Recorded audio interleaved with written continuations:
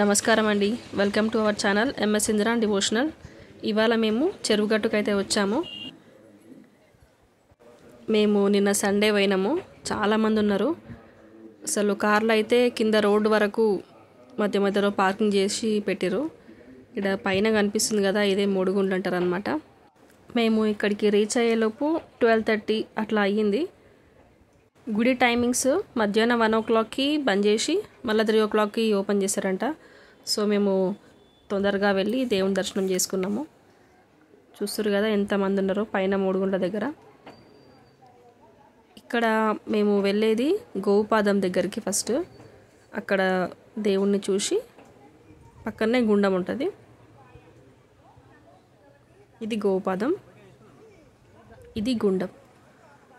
ఒకప్పుడైతే చాలా చిన్న గుండం ఉండేదంట, కానీ నాకు తెలిసినప్పటి నుంచి అయితే ఇలా పెద్ద కట్టారు. కానీ ఎప్పుడు చూసినా కూడా ఈ వాటర్ ఇంత నీట్గా అయితే లేకుండే. ఇదే ఫస్ట్ టైం అనుకుంటా. ఎప్పుడు పచ్చగా నిండుగా కొంచెం అట్లా అనిపించేది వాటర్. ఇప్పుడైతే నీట్గా చేసిరు, ఇట్లా నీట్గా అరేంజ్ చేసిరు. మొత్తం అంతా కడిగినట్టున్నారు. చాలా బాగుంది. మేము ఇక్కడ ఈ నీళ్ళు అయితే నెత్తి మీద జల్లుకొని గుడిలోకి దర్శనానికి వెళ్తాం. ఈ పెద్ద మనిషి మాకు బొట్టు పెట్టి దేవుడి పాదాలతోటి మమ్మల్ని ఆశీర్వదించండి.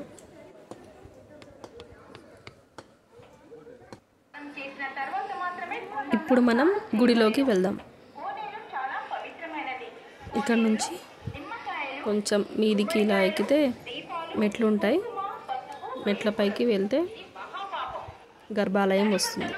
ఇక్కడ స్వామివారి కళ్యాణం జరిపిస్తారు. చాలా బాగా జరుగుతుంది. అప్పుడు తలంబ్రాలు అని అంటారనమాట. స్వామివారికి తలంబ్రాలు ఇవ్వడానికి ఎంతోమంది, అసలు లెక్క పెట్టలేనంత మంది వస్తారు. ఇదే గర్భాలయానికి దారి. ఇక్కడి నుంచే మనం లోపలికి వెళ్ళాలి. ఇక్కడ స్పెషల్ దర్శనానికి దారి ఉంటుంది. ఇంకా ప్రత్యేకమైన పూజలు చేయించుకోవాలనుకుంటే కూడా లోపల టికెట్ ఇస్తారు. అవి తీసుకొని మనం చేయించుకోవచ్చు. చూస్తున్నారు కదా, 2 లైన్లు అయితే ఖాళీగా ఉన్నాయి. కొంతమందే ఉన్నారు. కానీ అమావాస్య రోజు వెళ్తే మాత్రం అసలు కొంచెం కూడా చోటు ఉండకుండా ఉంటారు మంది ఇక్కడ.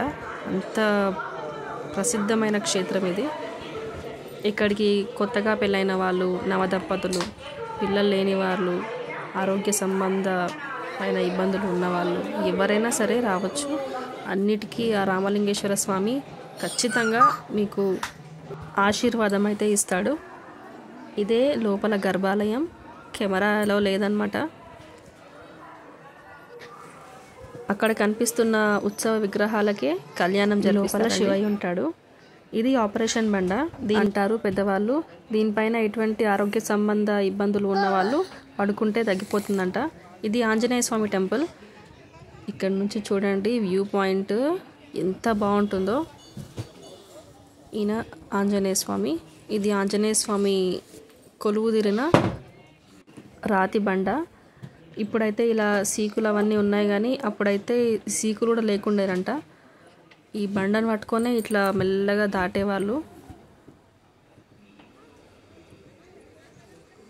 ఈ పక్కనే ఎల్లమ్మ టెంపుల్ ఉంది.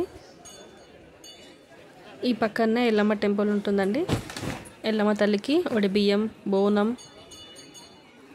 తొట్టెల సమర్పిస్తూ ఉంటారు. ఇది పూర్తి గర్భాలయం, రామలింగేశ్వర స్వామి ఆలయం. ఇక్కడ కనిపిస్తున్నది ఎల్లమ్మ తల్లి టెంపుల్. ఇక్కడ చూడండి చాలామంది తొట్టెలు కట్టారు. నవదంపతులు వచ్చి ఇక్కడ ఆశీర్వాదం తీసుకుంటూ ఉంటారు.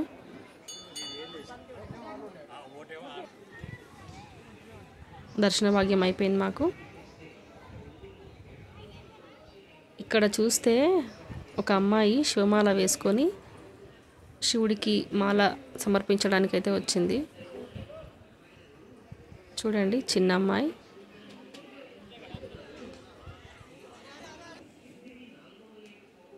నా చిన్నప్పటి నుంచి చూస్తున్నా, ఏ సామాన్ కావాలన్నా ఈ షాప్లోనే కొనుక్కుంటాము. ఎందుకంటే చెరువుగట్టు మీద ఏ సామాన్ దొరకాలన్నా ఇదే షాప్కి రావాలి. ఒకటే షాప్ ఉంటుంది నాకు తెలిసి.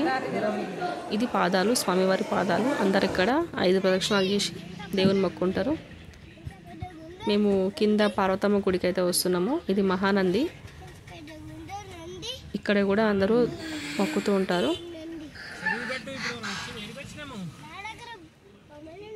ఇదే పార్వతమ్మ గుడి. అమావాస్య రోజు అయితే అసలు ఎక్కడ కూడా చోటు ఉండదన్నమాట. అందరూ వచ్చి పార్వతమ్మ గుడిలో కూడా పడుకుంటూ ఉంటారు. ఎక్కువ శాతం ఇక్కడనే పడుకుంటారు, ఎందుకంటే పైన చోటు అసలు ఉండదు కాబట్టి. పార్వతమ్మ గుడి క్లోజ్ చేసింది. సో మేము బయట నుంచే మొక్కి కొబ్బరికాయ కొట్టేసి, ఇక్కడ గోశాల ఉంది, గోవులను మొక్కేసి బయలుదేరిపోయాం. ఇవంతా రూమ్స్. ఇక్కడ ఉండాలనుకుంటే ఉండొచ్చు. ఇక్కడ కూడా చాలా డెవలప్ చేశారు. ఓం నమః శివాయ.